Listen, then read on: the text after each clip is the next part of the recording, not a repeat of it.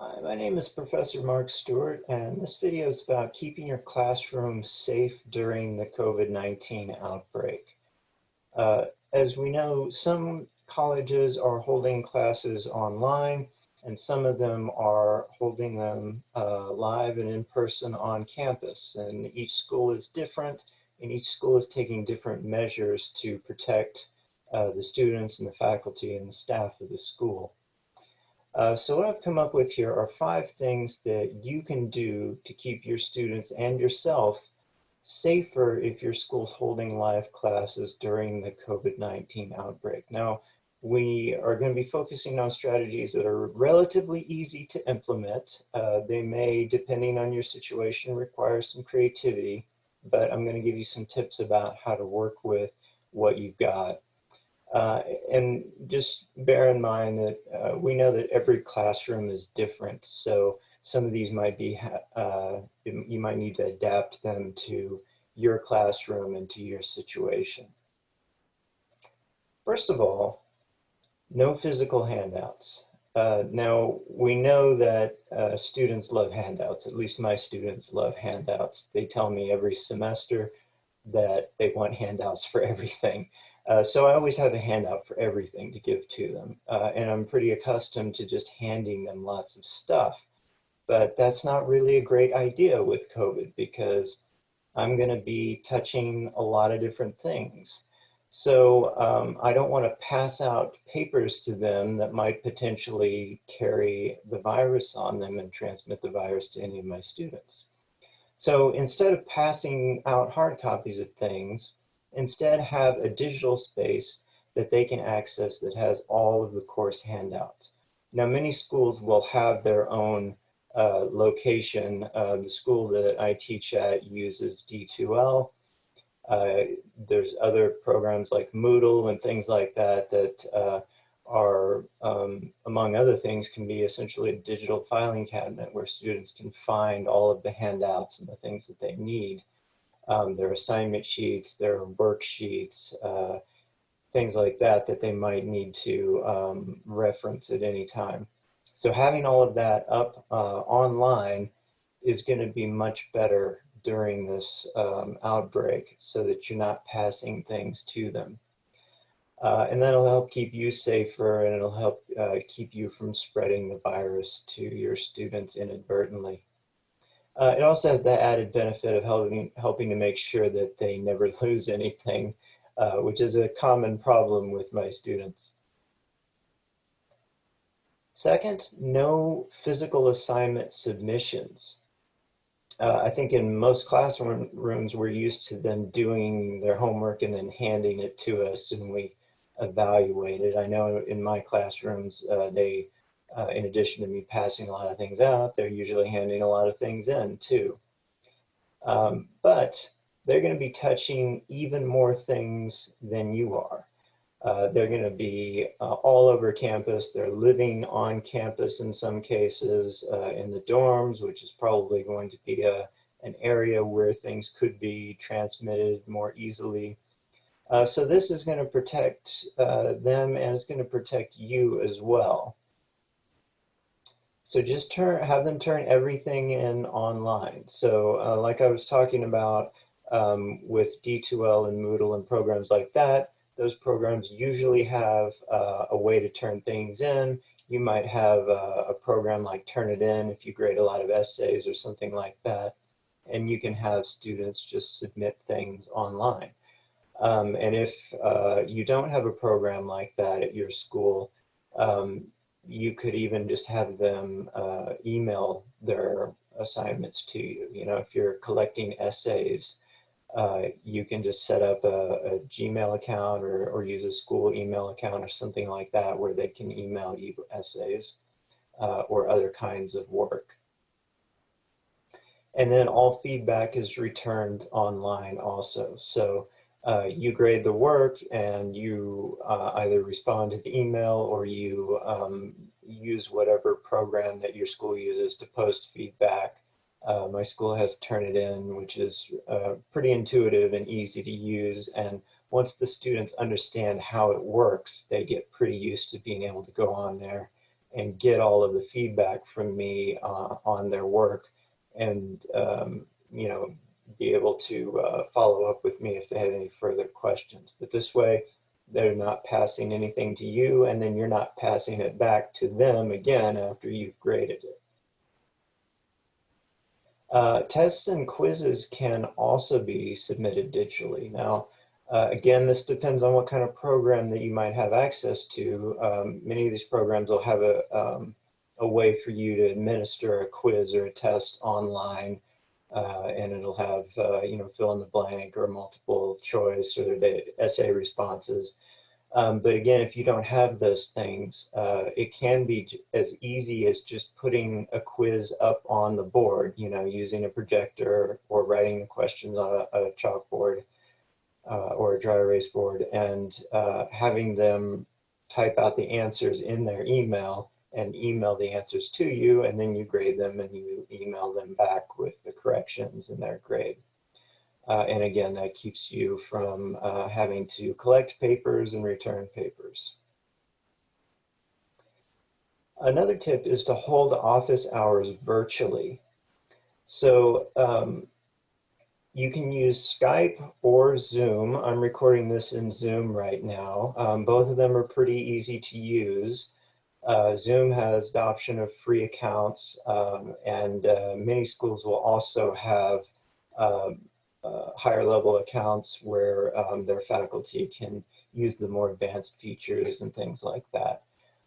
So instead of having face-to-face meetings with your student in person, you can have face-to-face meeting with them while still social distancing, and still get a great deal of interaction with them and be able to explain you know, a problem that they're having, answer questions that they have, or walk them through an assignment, or whatever it is that you need to do that you would normally do during your office hours with your students. Some students will not be very comfortable using these things. Many will, but there's going to be some who don't feel too comfortable using the technology, or they may just not have access to what they need in order to use the technology. So you can instead just offer phone calls, and you can get a lot done in a phone call, and it gives a student an opportunity to feel like they can still contact you and be comfortable and get all of their questions and concerns addressed. And then the other thing that you can do is maintain virtual office hours. And what I do whenever I do this is I have office hours just like I regularly would, but instead of sitting in a room in a building, I'm sitting in my house. And I'm still keeping the hours. You know, the office hours might be, you know, noon to 2 o'clock or something like that. And the students know that if they email me during that time, I'm at my computer and I will email them back right away. Or I will email them and say, hey, let's get on Zoom and I can answer this question. Or, hey, let's talk this over on the phone. And then, you know, we can get to the bottom of whatever it is that we're working through here. And I think once students realize that they still have access to you and that you're still available, that they'll start to feel comfortable with this and they'll start taking advantage of it. At least that's been my experience so far. Another thing that you can do is simply stock the classroom with hand sanitizer. The school may provide you with hand sanitizer, but even if they don't, if you want to go out there and do that thing that we teachers often have to do, which is sometimes we have to buy our own supplies, if you want to just buy some hand sanitizer, it's relatively inexpensive.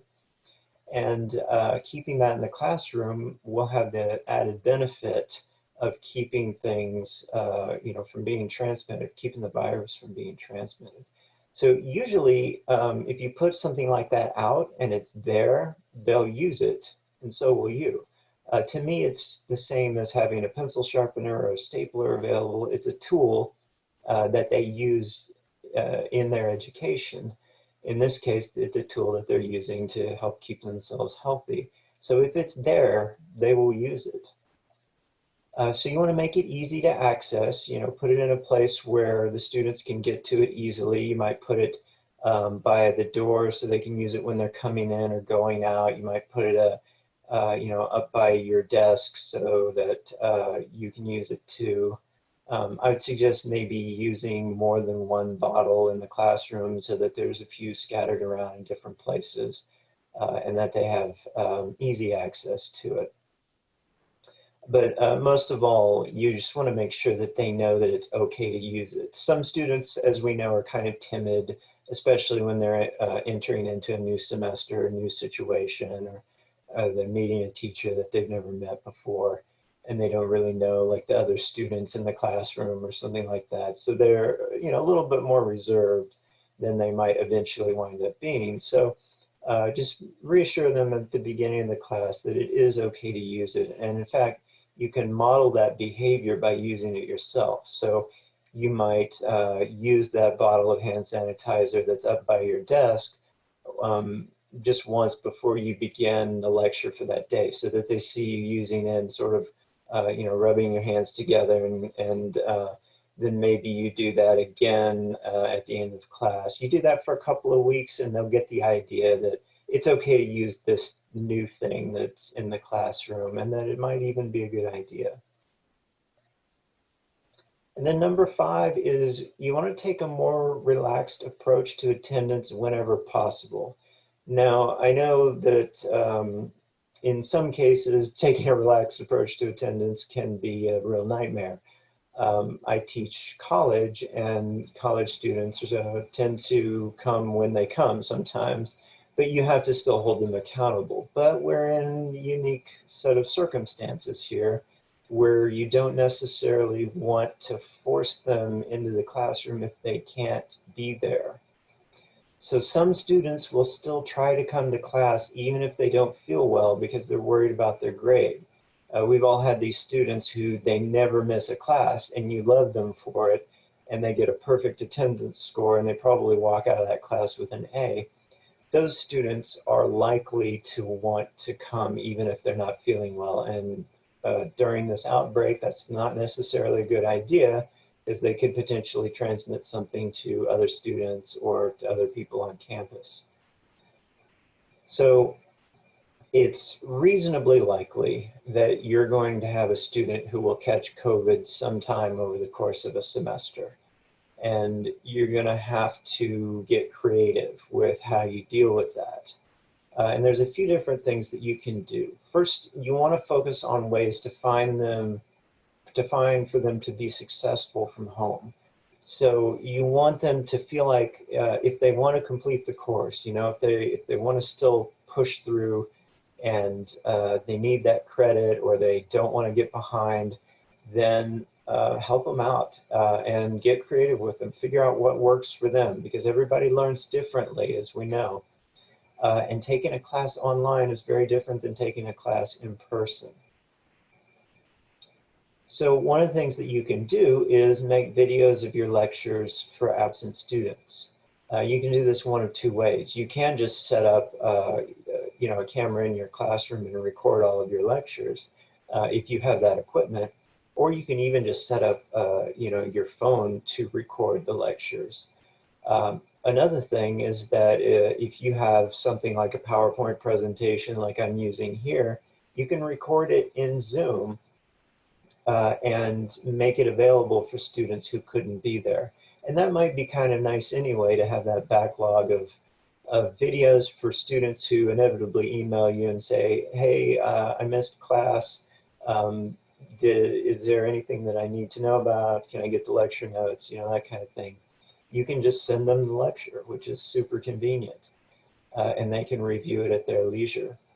So one of the things that I do is I practice lectures because I like to make sure that I get the information out in a reasonably coherent fashion. And if you do that kind of thing too, you can just record your practice sessions and turn those into videos that can then be sent to absent students.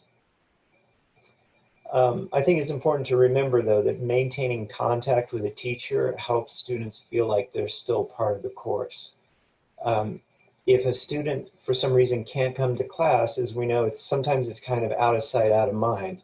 and the student will feel less like they're part of the classroom because they're not in the classroom doing the classroom activities and interacting with you and with their peers. So just the habit of coming to class contributes a lot to feeling like you're part of the class. So if they can't come to class because they're sick, or they have a sick family member or something like that, or they just have to quarantine because they think they might have gotten exposed to the virus, then keep up contact with them. Make sure that you stay in touch with that student. Set up some Zoom meetings with them. Call them on the phone, email them and say, hey, how are you coming along with this assignment? Can I help you in any way?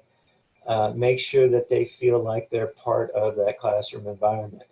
And if indeed you do have a student who winds up contracting the coronavirus, another thing that you can do that may make a big difference for them is just make a video as a class. You know, you can film it on your phone and just have everybody say hello and wave and say, we hope you get better soon. And they'll see all of their peers and they'll see you caring about them. And not only is that going to make them feel like they're still part of the class, but it's going to help them feel like somebody cares about them during a really difficult time. So most of all, I think you want to remember that they're nervous about COVID too. They may not have been in a classroom since the outbreak, and they may have heard all kinds of stories, and they may be worried. And you're probably worried too. And maybe it's fair to acknowledge that in the classroom and talk about it a little bit. And just as a teacher, be aware that that's happening, that that's going through their minds, and it may be affecting how they're learning or how they're behaving. Reassure them as much as you can. It's a difficult time and it's a scary time, but the more that you can reassure them, the better. You know, they are going to look up to you. They do look to you for guidance and direction on things. And the more that you can reassure them, the less nervous that I think they're going to be. And then protect them and yourself as much as you can. And most of all, be present. You want to work even harder to build that bond with them so that they can be successful. They need to know that you're in it with them and that you're going to have their back if something happens, if they get sick, or if maybe the school decides that it's not worth it, or they get cold feet and they decide to push everything online, then they will probably appreciate some reassurance that you know how to do that, that you're going to be able to successfully move the class online and you know, recreate the environment for them so that they can continue to get their education and stay on track to graduate. So just reassure them as much as you can and make sure that they feel like you're there and that you guys are all in it together. I hope that this has helped you and that these tips are pretty useful for you. These are the tips that I use in my classroom and they have been working. So I think that with a little bit of creativity and with a little bit of perseverance, we can all get through this and make sure that our students still get everything that they can out of their education.